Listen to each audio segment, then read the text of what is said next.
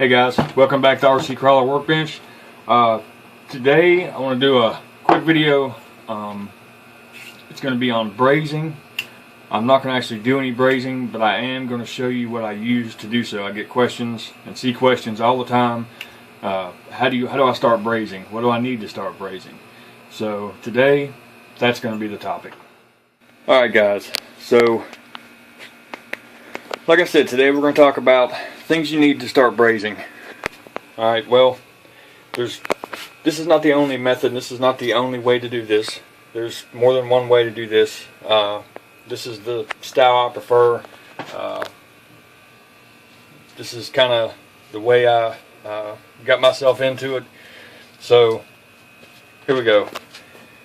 This is a BRAZING MAP gas oxygen brazing torch kit. Comes with the torch head. Comes with both, one tank of the MAP gas, one tank of oxygen. Comes with the igniter. That's about $60–$70 from your local hardware store. Okay. There's other ways to do it. Like I said, you can use just MAP gas, but you do have to buy the brazing tip. I believe there might be a kit that comes with it. It comes with the tip, the brazing torch tip. This tip here is not it. Just a regular torch tip is not going to get your material the right temperature. You have to get the brazing tip, okay? The reason why I like this setup a little bit better is it does not take as long to heat up your material, and you don't have to worry about getting it too hot if you pay attention. It just takes time, guys. It just takes time. So I've been doing it for about I don't know, 18 months now, on and off. So I'm actually still learning also. Moving right along.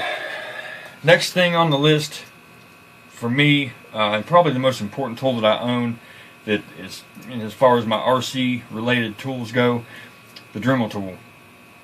Get you a Dremel tool and get you the sanding and grinding kit. Comes something like this here. You'll get all kinds of different tips and bits. This here is a metal cutoff wheel. It has a little quick connector. As you can see, that's a little quick connector, so all you have to do is push down and that grinding wheel will come off. Okay, so try to get you some grinding wheels, get you some cutoff wheels. Along that same category, it's definitely a good idea to get a few files. Now I bought this kit here with the small files. I bought that from Harbor Freight, a couple dollars. Actually, all these files I think I bought at Harbor Freight except for this chainsaw chain sharpener. This I bought I think at Lowe's.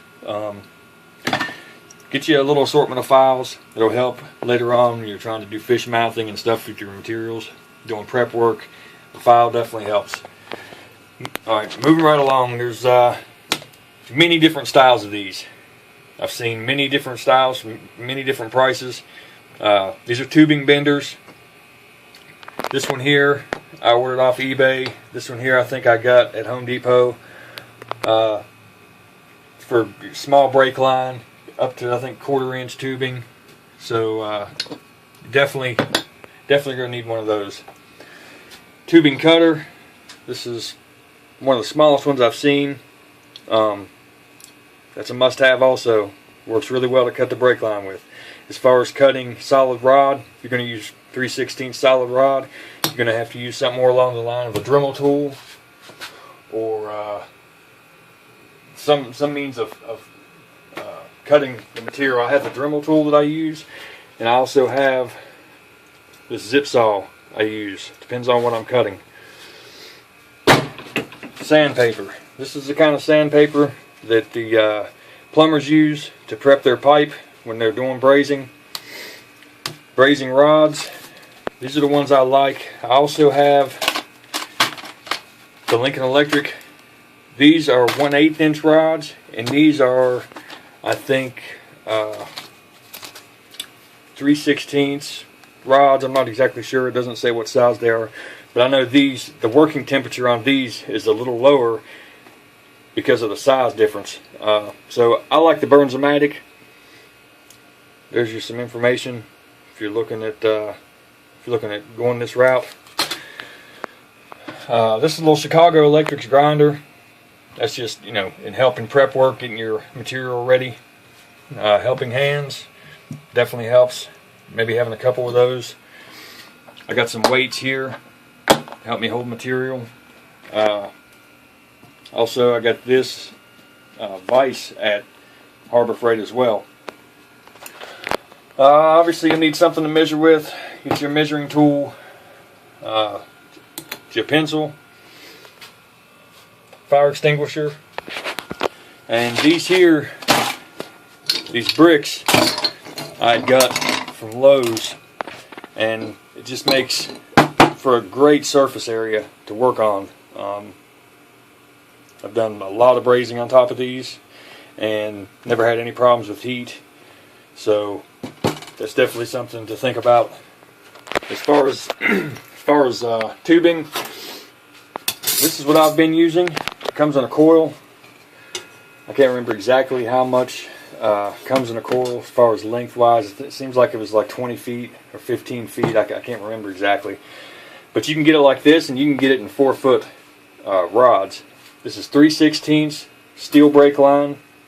You can get it at just about any auto parts store.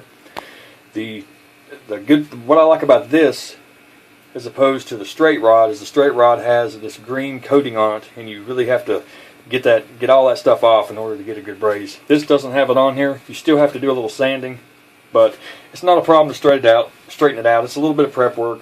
I just run it through the vise. Just put it in the vise like that and keep running it through. Run a foot or so off, cut it off with my tubing cutter, and ready to go. Alright, so that's pretty much it, guys. I mean, you don't need all of this stuff, but definitely this is a good place to start. Definitely get you a Dremel tool. You're going to need a torch. You're going to need material.